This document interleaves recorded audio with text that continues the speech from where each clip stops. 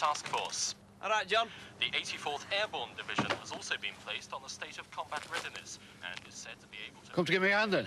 No chance. Done enough for one day. I'm knackered. Not too knackered to be going out, though, I see. It's different, isn't it? Anyway, I need a break and be down at house every night this week. How's it coming on? Not too bad. Just trying to get living room and bedroom finished before we move in.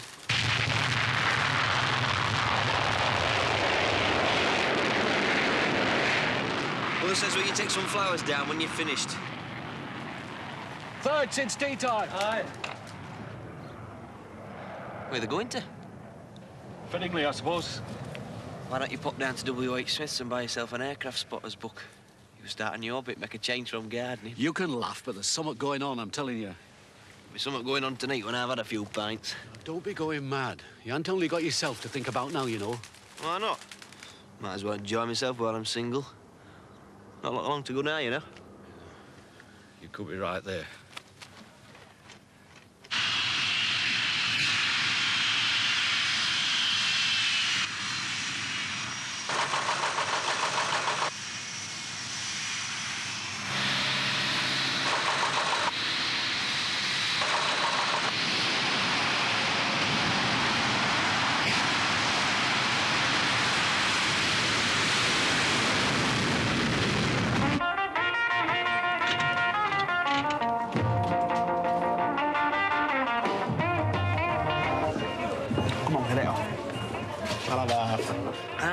What's up with you? Getting into training for when you're married?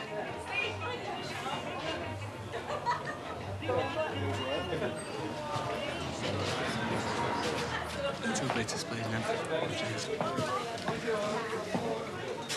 Worldwide anxiety about the superpower confrontation in the Middle East has increased still further this evening.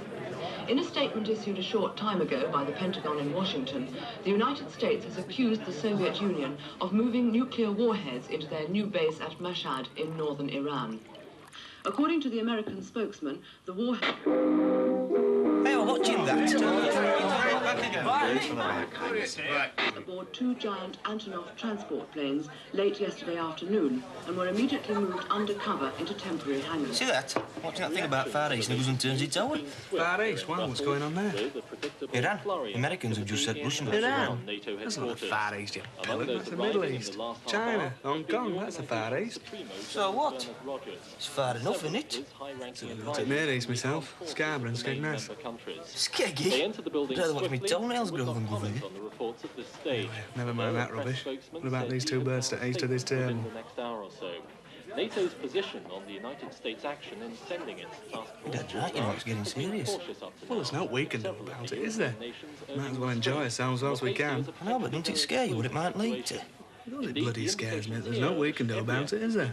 Tell you one thing, if the bomb does drop, I want to be pissed out of my mind and straight underneath it when it happens. From which neither side can back down. Arriving here in Brussels a short time ago, NATO's Secretary-General said he regretted the Soviet action. Miserable bugger, it's all his family responsibilities. You're acting like a married man already. Not be long now, you know. Well, you might as well make the best of it once you can, haven't you? Whether the Chucking these two birds up there. strengthens the divisions within NATO is something we shall know in a few hours' time when Can't the do full that. Council of Ministers Come meets on, in it might emergency be the last session chance you'll to get. debate its Anyway, response if to we the are going to crisis. cop it, might as well go out with a bang, that's what I say. Got me many better ways of going, I don't suppose. Blown up on the job. Returning you to London. And we've just heard that the Prime Minister has issued a message of support for the United States government. The statement, just released from Downing Street, condemns what it calls reckless Soviet actions, which can only worsen an already grave situation.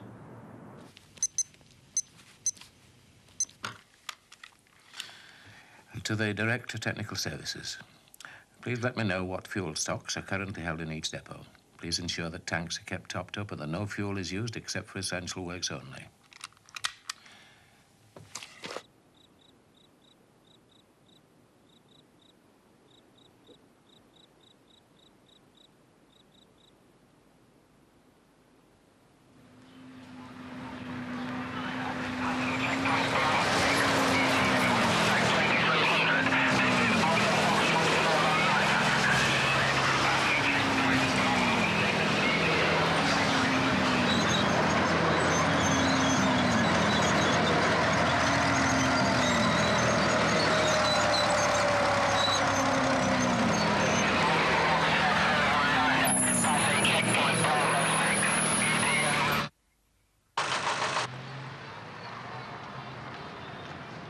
There's been no response from the Soviet government as yet to the United States ultimatum delivered to Moscow last night.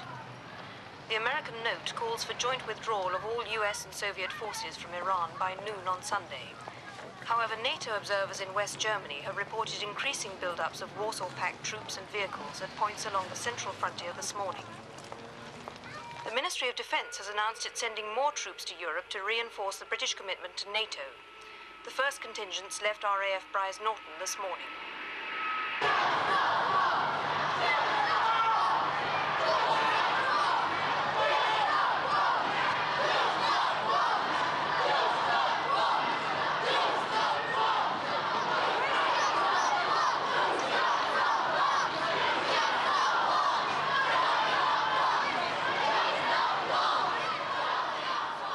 The day has been marked by a number of demonstrations up and down the country, reflecting support for and against the government's decision to reinforce Europe.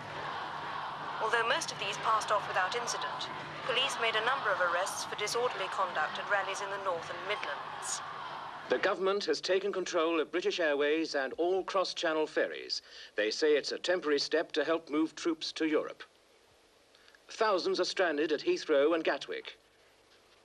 And the Royal Navy is to guard the North Sea oil rigs. The MOD says it's a prudent precautionary measure.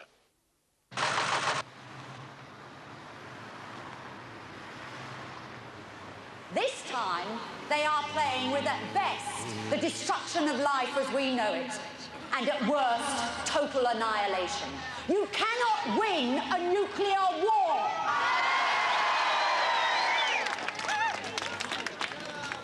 Now, just suppose the Russians win this war. What exactly would they be winning? What would they have conquered? Well, I'll tell you. All major centres of population and industry will have been destroyed. Industry? What industry? We ain't got no industry in Sheffield! Yes, and if the money hadn't been spent on nuclear weapons, you would have built up industry. Get back to bloody Russia!